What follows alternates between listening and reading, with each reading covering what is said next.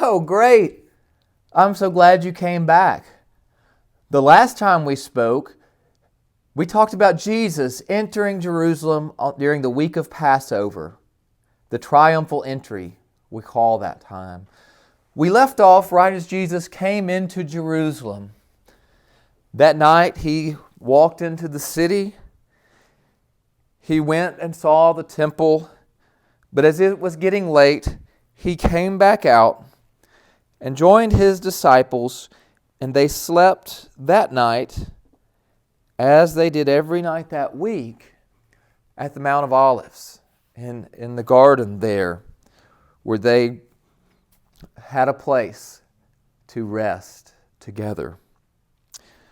But on the next morning, Jesus and his disciples got up early to head into town. I told you before that it was springtime when the Passover came. And there were fig trees around Jerusalem. And as you can see, these little trees right here had figs growing on them. Jesus noticed a fig tree off in the distance. A tree that was leafy. A tree that from a distance looked healthy, but the tree had no figs on it at all. Jesus said, "Cursed is that fig tree. It looks great. It's leafy and it is green. And from a distance, the fig tree looked beautiful. It looked like God intended it to look. However, up close, it had no figs. It had no fruit. And so Jesus condemned it. Jesus' disciples weren't sure what they thought about that. But believe me, they thought about it.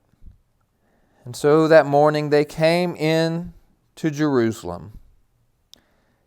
And Jesus went to the temple. Now, from a distance, the temple looked good. From a distance, it appeared that God's people were actively worshiping Him at the temple. There was a lot of traffic. There were a lot of people walking in and walking out. There was a lot going on. But as Jesus entered the temple, He saw some things that He didn't like. He saw people selling animals that were to be sacrifices. And it seems that He wasn't happy with the prices that they were charging to God's people. It seems they were taking advantage of the situation. It seems they were using the worship of God as a way to make money. Not just as a way to make a living, but as a way to make a huge profit, as a way to take advantage of other people, of their own people, of God's people. Jesus was upset, and He turned over some of the tables of the money changers. And a bit of a mess was made by Jesus in the temple, and He chased out some of the ones who were there. And Jesus said, "Is not my house to be a house of prayer for all people? Yet," said Jesus, "these people have made this temple a den of robbers." And so Jesus chased those robbers. Jesus chased those people out of the temple. Because when Jesus saw the beauty of the temple from far away, it brought Him joy. But when Jesus saw the corruption up close, when He came to the temple, His heart was broken. Well, that night, Jesus and his disciples left Jerusalem as they would every night, and they walked out to the Mount of Olives, to the Garden of Gethsemane, and again they slept.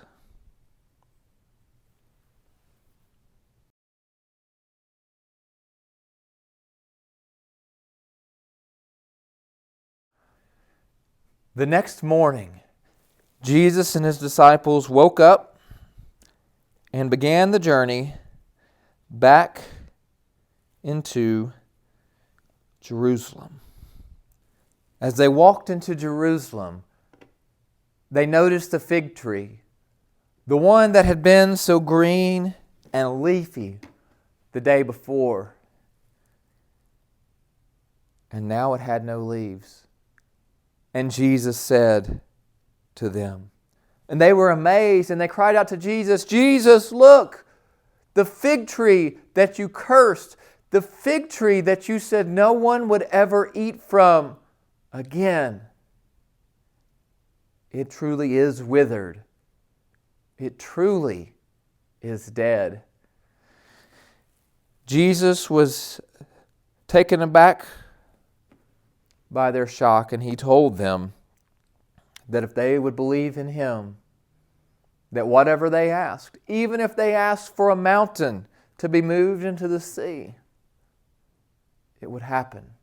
They shouldn't be surprised that a fig tree had been made to die because it was fruitless. Jesus came looking for fruit. Jesus came bearing fruit.